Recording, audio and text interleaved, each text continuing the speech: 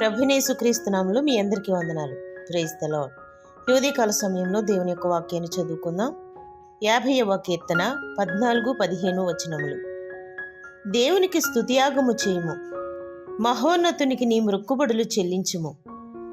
ఆపత్కాలమున నీవు నన్ను గూర్చి మొర్రపెట్టుము, నేను నిన్ను విడిపించెదను, నీవు నన్ను మహిమపరచెదవు.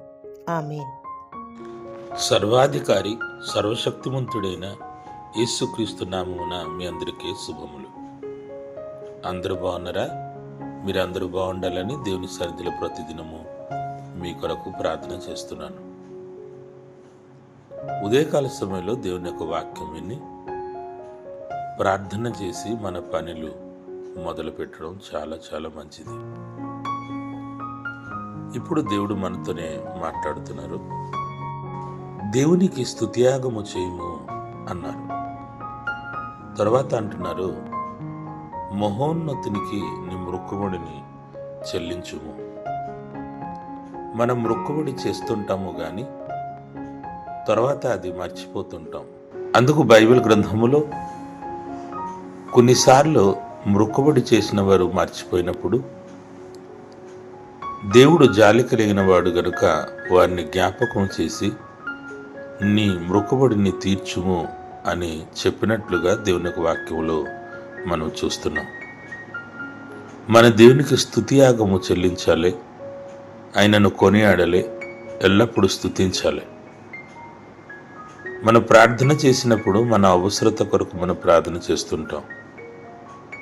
కానీ మనం ఎప్పుడైతే స్తుతి చేస్తామో అప్పుడు దేవుని యొక్క చిత్తము మన జీవితంలో నెరవేర్చినట్లుగా మనము స్తుతిస్తుంటాం. హల్లెలూయా. అయితే ఈరోజు దేవుడు మాట్లాడుతున్నారు, మృక్కుబడి చెల్లించుట ఎంతో మంచిది. మరి మనం మృక్కుబడి చేసి ఉన్న ఎడల మనము తీర్చామా లేదా అని మనం ఈరోజు గమనించాలి. ప్రియ సహోదరి సహోదరుడా, నీవు ఏదైనా దేవుడి సన్నిధిలో మృక్కుబడి చేసి ఉంటే ఈరోజు వాక్యం రీతిగా అతి త్వరలో దేవుని సన్నిధికి వచ్చి మృక్కుబడిను చెల్లించుము. అంతే మాత్రం కాక ఇక్కడ ఇంకొక విషయం దేవుడు మాట్లాడుతున్నారు. ఆపత్కాలమున నీవు నన్ను మొరపెట్టుము, నేను నిన్ను విడిపించుదును అన్నారు. ఆయన మన ప్రార్థనను విని సమాధానం ఇస్తాడు.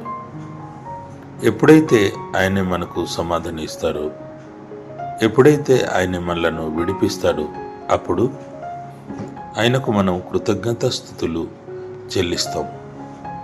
ప్రియ దేవుని బిడ్డలారా, ఈరోజు వాక్యంలో దేవుని స్తుతించుడి అని మొదలుపెట్టి మళ్ళా కృతజ్ఞతాస్తుతులు మనం చెల్లించాలి అని చెప్పారు. కృతజ్ఞతాస్తుతులు చెల్లించుటకు, అలాగే దేవుని స్తుతించుటకు, మనము దేవుని సన్నిధిలో మృక్కుబడిను తీర్చుటకు దేవుడు మనకు ఏదో ఒక పని చేసి ఉండాలి. గనుక ఇక్కడ దేవుని సన్నిధిలో మనం మొరపెట్టిన ఎడల ఆయనే మన మొరవిని మనను విడిపించుటకు సిద్ధంగా ఉన్నారు అని చెప్తున్నారు. అయితే కొద్దిగా లోతుగా మనము ఆలోచించినట్లయితే దేవుడు మన కొరకు ప్రాణం పెట్టారు. ఆయన సిలువలో మన కొరకు రక్తం చిందించారు. ఆయన తన ఆత్మను మన కొరకు ఇచ్చి ఉన్నాడు. దానికంటే ఇంకా శ్రేష్టమైనది ఏముంది? గనుక మన అవసరత తీర్స్తేనే గాని నేను దేవుని స్తుతించును అని మనం అనకూడదు. కానీ దేవుడు అన్నీ చేసి ఉన్నారని దేవుని స్తుతించేవారుగా ఉండాలని ప్రభు పేరిట మనవి చేస్తున్నాను. మనం స్తుతిస్తున్న కొలది దేవుని యొక్క ఆశీర్వాదము ఇంకా పొందుతాం. బైబిల్ గ్రంథములో భక్తులు దేవుని స్తుతించి అనేకమైన ఈవులు పొంది ఉన్నారు.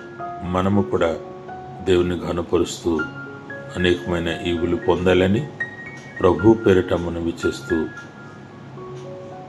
ప్రార్థన చేద్దామా? మహిమగల తండ్రి, మీ సన్నిధికి మరి ఒకసారి వస్తున్నాం. మీరు మా జీవితంలో ఎన్నో మేళ్లు చేశారు. మా కొరకు రక్తం చిందించారు, సిలువలు మా కొరకు ప్రాణం పెట్టారు. అందుకే నీకు స్తోత్రం.